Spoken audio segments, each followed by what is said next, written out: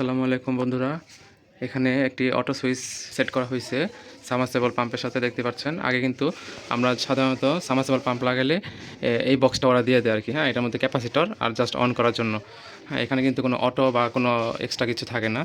তো যার কারণে আমরা আরেকটা অটো সুইচ, অটো একটা বক্স পাশে সেট করছি। দেখেন, এই অটো বক্সটার মধ্যে টাইমার আছে, ম্যাগনেটিক কন্ট্যাক্টর দিয়ে ডল স্টার্টার তৈরি করা হয়েছে। পাশাপাশি আবার একটা টাইমারও সেট করে দেওয়া হয়েছে। হ্যাঁ, তো মোটরটি অন করার পর টাইমারটি অন হয়ে যায় এবং টাইমারে একটি টাইম সেট করে দেওয়া আছে। ওই নির্দিষ্ট টাইম পরে অটোমেটিক মোটরটি অফ হয়ে যাবে।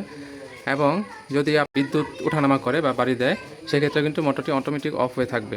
আবার আপনার কারেন্ট চলে গেলেও মোটর অফ হয়ে থাকবে। মোট কথা, এটা মোটর অফ করার জন্যই তৈরি করা হয়েছে। হ্যাঁ, আপনি জাস্ট অন করবেন। অনটা অটোমেটিক করা হয় না, এটাও চাইলে করা যাবে। তো আপনি যদি চান সেক্ষেত্রে অটো অন হবে, সেটাও করা যায়, কিন্তু এটা না করাই ভালো। অফ করার জন্য সব অটো করা আছে আর কি। হ্যাঁ, টাইমার দেওয়া আছে, কোনো ধরনের শর্ট সার্কিট বা কোনো বিদ্যুৎ ওঠানামা এই ধরনের, এবং কারেন্ট চলে গেলে অটোমেটিক সব অফ হয়ে থাকবে। এটা ডান পাশের যে বক্সটা, এই বক্সটা ছিল মানে এই মোটরের সাথে দেওয়া ছিল।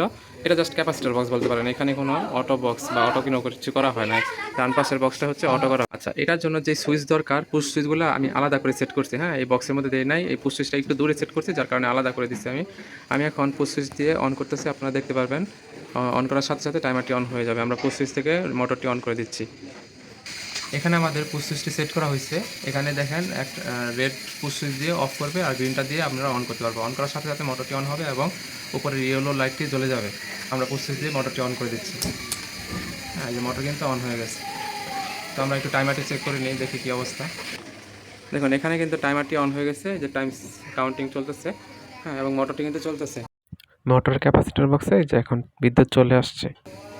তো যাই হোক, এটা ছিল আমাদের ডল স্টার্টার বলা হয়। হ্যাঁ, ডল স্টার্টারের সাথে আমি আবার একটু টাইমারটাও যুক্ত করে দিচ্ছি। তো ডল স্টার্টার যদি আপনারা মোটর অন অফের জন্য ডল স্টার্টার ইউজ করেন, তাহলে মোটরের অনেক সেফটি সিকিউরিটি মেনটেন হয়। বিদ্যুৎ ওঠানামা বা যে কোনো কারণে মোটরটি সেফ থাকবে আপনার। তাহলে এখানে ওভারলোড প্রোটেকশনও দিতে পারতাম। আমি নিচে একটু জায়গা গ্যাপ রাখছি, এই গ্যাপের মধ্যে পরবর্তীতে আমি ওভারলোড প্রোটেকশনও যুক্ত করতে পারি, এই জন্য একটু স্পেস রাখা হয়েছে আর কি। ঠিক আছে বন্ধুরা, আপনাদের যদি এটা ভালো লেগে থাকে, ভিডিওটি লাইক কমেন্ট শেয়ার করতে ভুলবেন না। ধন্যবাদ।